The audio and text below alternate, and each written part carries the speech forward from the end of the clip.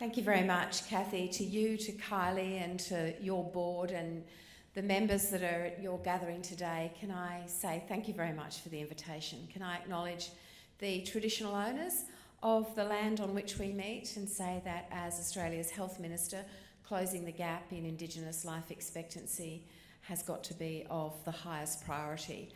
I've just come from Queensland, it's a bit obvious, and I've just sat in an hour's worth of Melbourne traffic, so I hope your drinks are right here because no one wants to go out into that, let me tell you. I'm, as I said, very excited to be here. It's a good opportunity, I think, for me to talk a bit about Australia's health and aged care reforms and what they mean to you as a nursing profession. The power of now, your theme is certainly apt as the momentum builds in health reform. From cradle to grave, during the most significant events in our lives, you are there, the nursing professionals of Australia. We expect a lot, and you give it back in spades. I know this because off and on over the years, I have, like all Australians, used our health system. I've had 3 children. I've seen my father successfully manage type 2 diabetes. He's 98. He could write the book on it. My mother was a nurse who came to Australia from Great Britain in the 50s, wound up on Thursday Island, and worked in both psych nursing and palliative care nursing during a very long career, and it was very informative for me as a child growing up. I was very touched and also amused by many of the stories that I heard. Well, the long hours that you work, the hard work that you do, the job satisfaction and the friendships, I know they all make it very special, but I know that there are challenges in nursing in Australia today. Just as there are challenges in the health portfolio, when I was asked to take it on, I was absolutely delighted. And I always say I have the best job in Australian politics. I was delighted because health is an area that every single Australian is somehow connected to. And I also put up my hand for aged care for the same reason. We have a world-class health and aged care system in Australia. We're the envy of other countries, and my work as Minister for Health and Aged Care means that I have an opportunity to work with really good people to make it better. I've made it a priority to talk with and, most importantly, listen to the people who work in our health system as well as who use the health system. When I put in place a wholly voluntary government survey last year so people could tell me what they thought of private health insurance and private health, I had 40,000 responses in 4 weeks, and that's an example of how engaged people are with this subject. Engaged in making our system the best it can possibly be. Everyone has an opinion about Australia's healthcare system. They're just as passionate as I am about making the system work efficiently with patients at the centre. But as everyone here knows, you better than many, the system is under pressure. There are frontline pressures on the whole health system, from our hospitals to rural health to remote Indigenous communities, and the pressures are mounting. An ageing population, the fact that we're living longer, means there's a growth in demand for services, increasing costs and growing expectations. There is an enormous pressure on health and aged care, and that's why I'm very appreciative of the hard work that's been done together so far. I want to thank the Australian College of Nursing for providing the government with its white paper on health reform earlier this month. We had a great meeting in Parliament House, and it's a great white paper. It provides an important perspective into how the nursing profession can contribute to a strong, stable and sustainable health system. It also provides a way forward on how best we can work together to achieve the best healthcare for all Australians. The reforms we want to make are reforms not seen in a generation. They will benefit Australians now and into the future. These are reforms that will allow people like you working in health and aged care to thrive. This is why I go to meetings and I say everything is on the table, and I mean it. If we are to make our system more efficient, I'm happy to sift through ideas that are plausible and ideas that are out there and ideas that no one else has ever mentioned before. I'm all about breathing life into sluggish thinking and moving forward with targeted, well thought out policies. The Australian government spends 1/4 of its revenue on health services. That's more than $71 billion last financial year. My question will always be, are we getting value for that spend, and can we do better? I say we can. We have to make sure our health system is affordable, but not at the expense of patient care or workers in the sector. It has to be there when we need it. It has to be of exceptional quality. This is why providing the nursing profession with the right support at the right time is key to the government's health reforms. Health reform is important to the nation's nursing profession, and the nursing profession is important to health reform. I also know that real, on-the-ground reform can't happen without a strong and stable health workforce. This includes nurses and midwives who are educated, supported and strategically located around the country. Having the right workforce in place is critical to success of health reform. Nurses will always play a vital role in health service delivery because you're there at every stage of the patient's journey. Now, I want to talk about our health reform agenda and what the implications are for the nursing profession. Healthcare homes is one initiative where I see nurses taking an important role. As part of a team working with GPs, you will be front and centre to help design tailored care plans for patients who have chronic or complex conditions. This includes Indigenous Australians and people living in regional and remote communities. Healthcare homes is a major structural reform because 1 in 5 Australians are now living with 2 or more chronic or complex illnesses, and 1 in 2 Australians are living with a chronic disease. As a nation, we have to manage this situation better with patient care as a top priority. So nurses therefore have a key role in the effective coordination of this patient group. We want people with chronic diseases to have the support to stay on top of their illnesses and out of hospital. We also need to better engage and involve nurse practitioners more broadly. I want nurse practitioners to be a part of a robust healthcare agenda with the boots on the ground where they're needed. You know firsthand what the problems, barriers or roadblocks are in the system, and more often than not you can see a solution. I'm very aware that the nurse practitioner role has evolved at different rates across Australia with differing levels of responsibility given across jurisdictions. There is more work to be done here. There's also scope to increase collaboration between nurse practitioners, GPs and specialist medical workforce officers to expand the nurse practitioner role. The primary health networks, the PHNs, are another area of reform which I see leading our approach to service delivery. I see PHNs as vehicles to better coordinate individual care needs. I see these networks working directly with GPs, nurses and other primary healthcare providers, secondary care providers, health training coordinators and hospitals. Better planning of nurses on a primary health network regional basis will better match the workforce, including nurses and midwives, with actual community needs. People often say, well, what are these PHNs really doing for patient care in my area? And I say they are specific to your area, and while they are business commissioners, so they deal with the dollars and they deal with the contracts and they deal with relationships that don't really seem to have anything to do with health, the important thing is they give the money to the organisations that do the best frontline work, and they have to make their decisions informed by clinical councils, in other words the experts on the ground, nurses, doctors, allied health professionals and consumers, so that consumers also have their voice heard.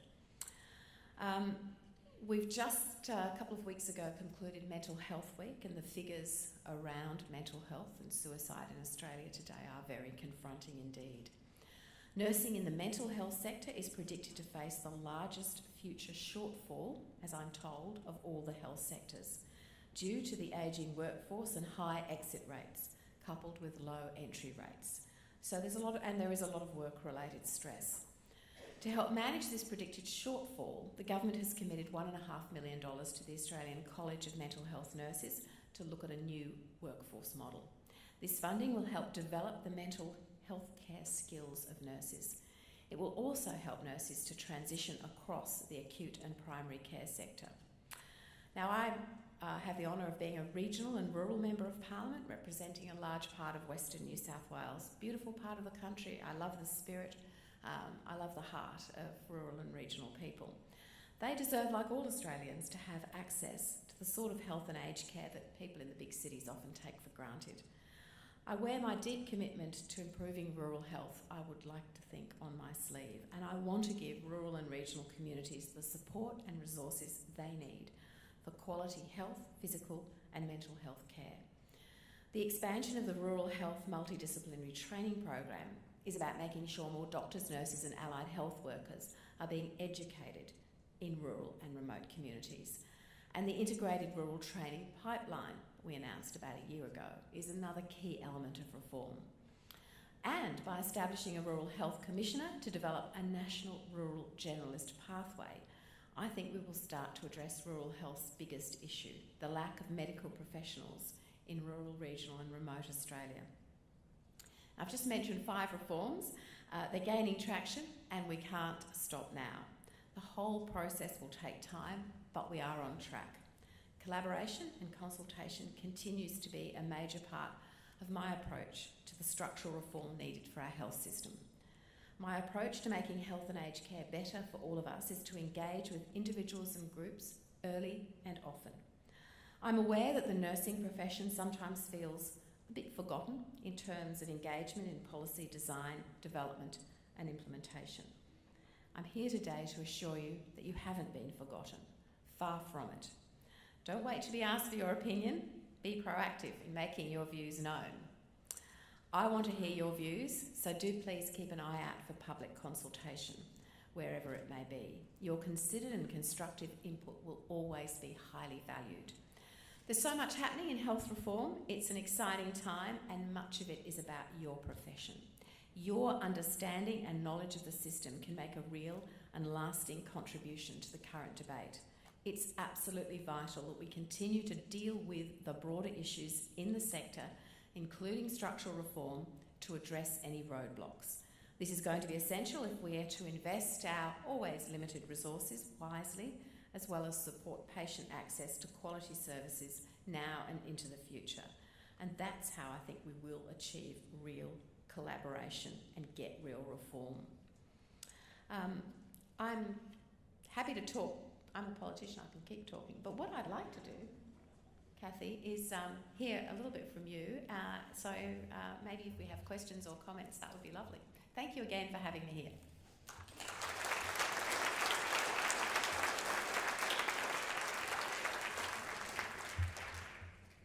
So can we open the floor for questions of the Minister?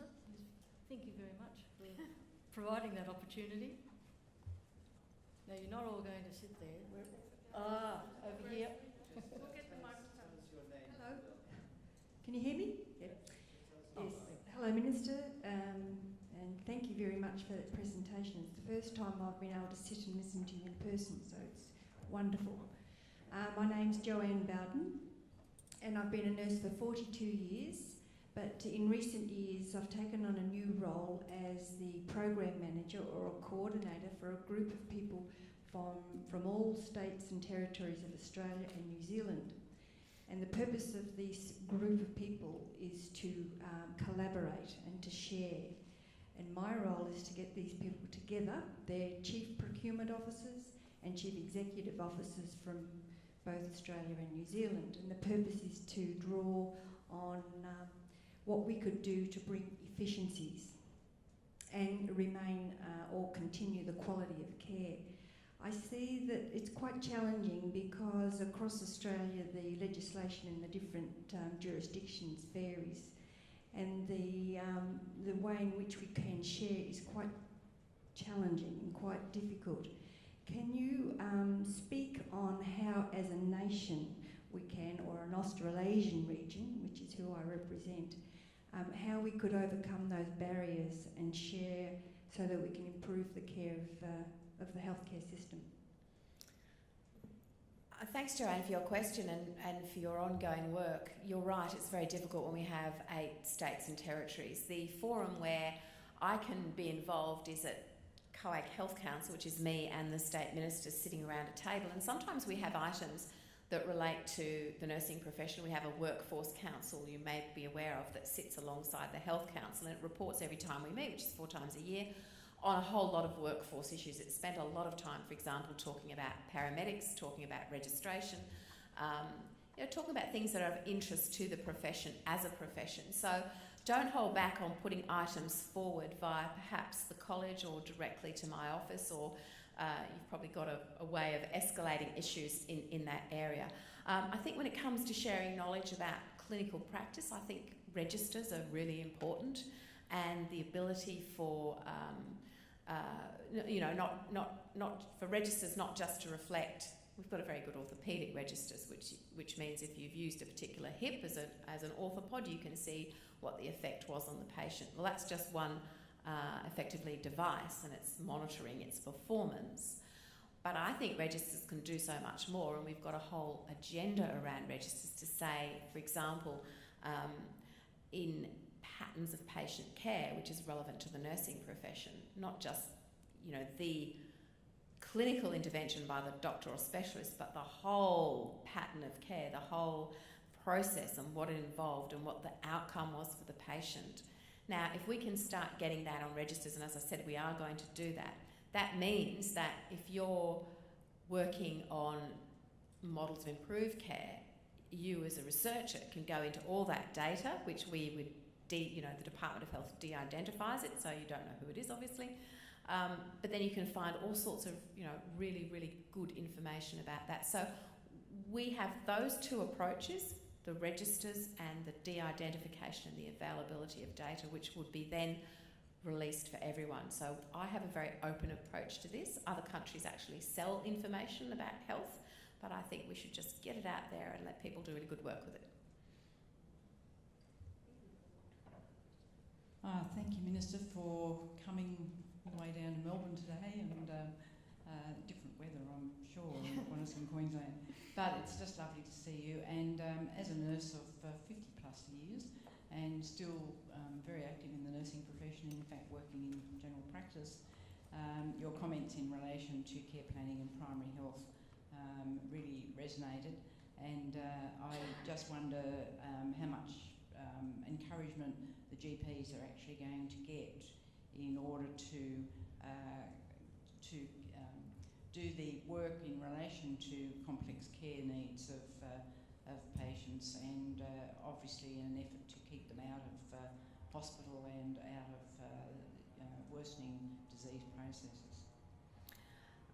Well, I believe that nurse-led general practices are the best, and the ones that I've seen that genuinely are, in other words, you walk in the door and you see cubicles and you see nurses before you see anything else, there's a couple that come immediately to mind, are absolutely fantastic. And as we know, doctors vary in their views on how you might use nurses in your clinical work in your practice. But I think overwhelmingly it's well recognised that you just can't provide the coordination of patient care to the level that you need to really treat chronic and complex conditions unless you have that additional support, and it needs to come from a nurse, not an administrative person, important though they are in the work of the practice. So I'm really encouraged by the numbers of doctors who are saying that to me and who are looking for us to support those models of care for them. Now they can do it now. They get practice incentive payments for primary care nurses, as you know,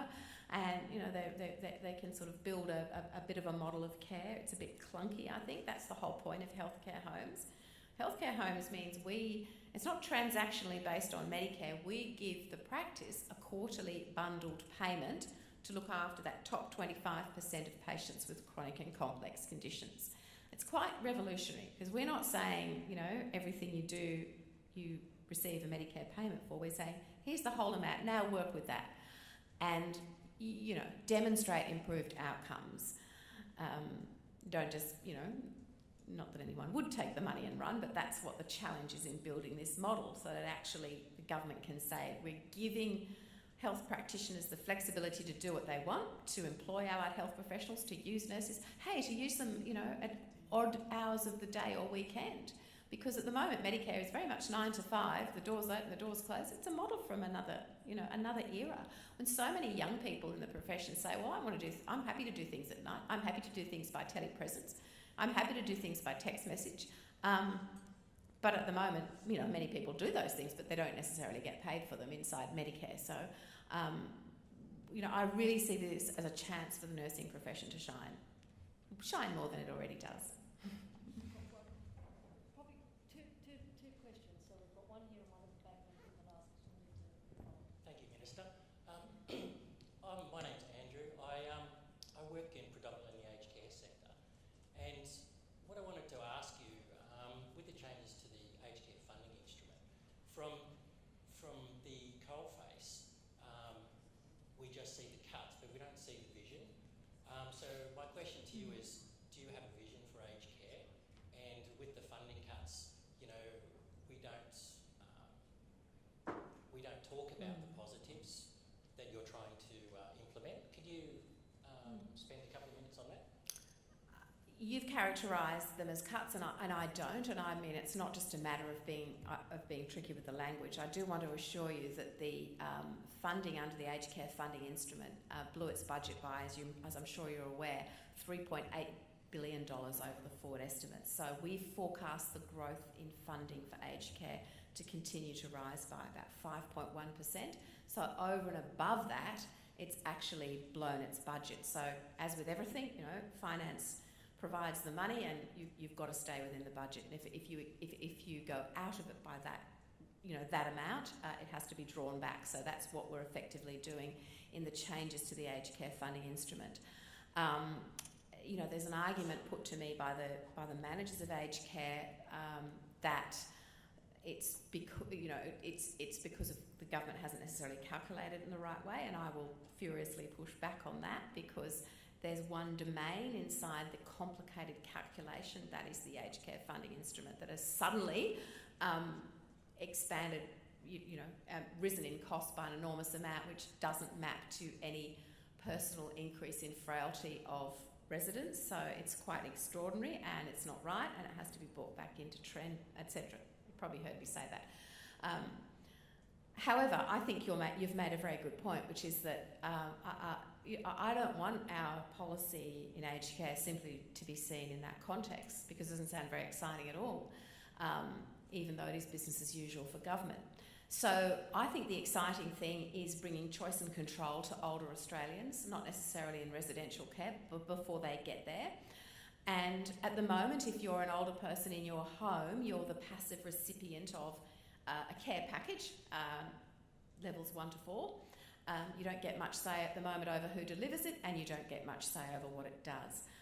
We are planning to turn all that around, big changes in February next year, further big changes 12 months later, to attach the dollars that the government provides for that package to the individual, not to the provider.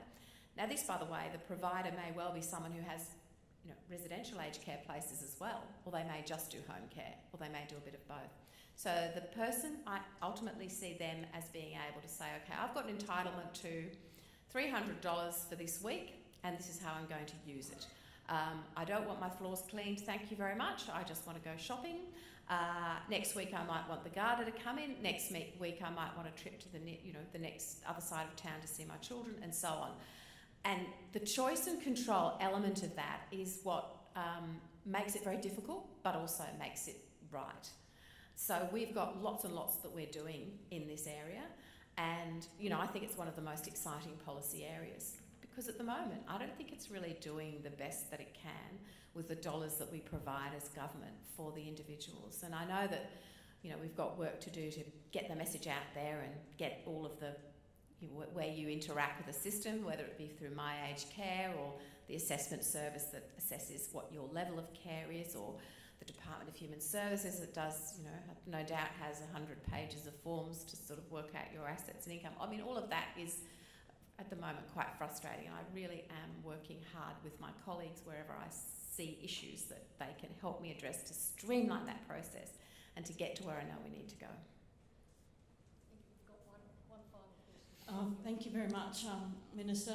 My name's Leanne Schmidt. I work in Refugee Health Service, Metro South Health in Queensland.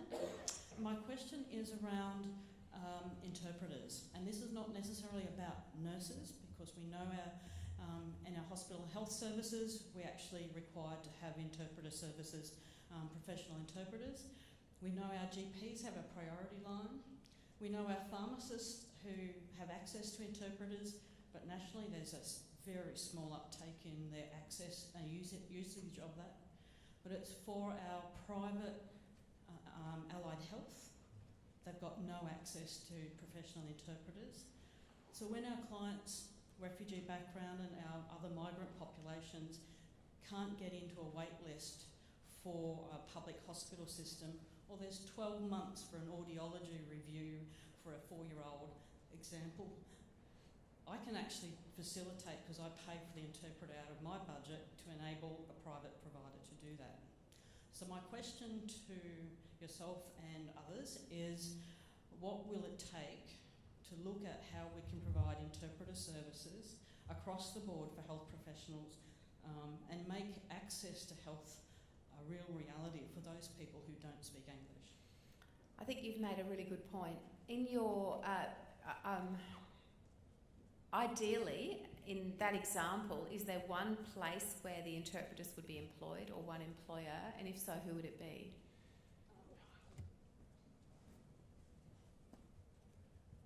Because I work for a government service and I've chosen to support an NGO to get that child being diagnosed, that's something that I manage through a cost centre. So normally no. So getting an appointment for many people, getting that diagnosis so people can access services, disability, aged care, we really struggle with that across the nation for people with a refugee background. And at the moment, there's no barrier for anyone coming to Australia. We accept everyone regardless of their disability. So I'd just like to put that on an agenda to consider, around if we can't get a professional interpreter for a private person, health provider, to get that early diagnosis. Our hospital waiting lists and our outpatient appointments are queuing up. So an interpreter services is $70 an hour. So when we look at the health economics around getting an early diagnosis in 3 weeks rather than 12 months, and the ongoing health costs because of delay, then I just wanted to put that out there as a challenge and see what we can move forward in the future. Thank you. I'll take that away as homework. I appreciate you making the points that you have.